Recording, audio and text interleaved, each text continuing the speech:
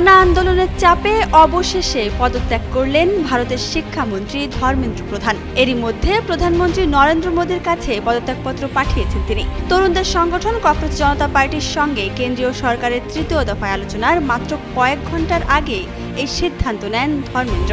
এর মধ্য দিয়ে সিজেপির 3টি দাবি মেনে নিল দেশটির সরকার। শনিবার দুপুরে সামাজিক যোগাযোগ মাধ্যম এক্সে দেওয়া এক পোস্টে তিনি এ তথ্য জানান। পোস্টটি আসে ককরোচ জনতা পার্টি ও কেন্দ্রীয় সরকারের মধ্যে তৃতীয় দফা বৈঠকের কয়েক ঘন্টা আগে।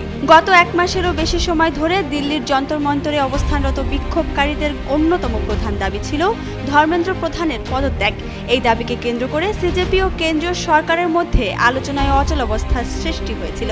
শনিবার সকালে সিজেপি স্পষ্ট জানিয়ে দেয়, সরকার যদি ধর্মেন্দ্র প্রধানকে অপসারণে রাজি না হয় তাহলে আলোচনায় বসার কোনো সুযোগ নেই।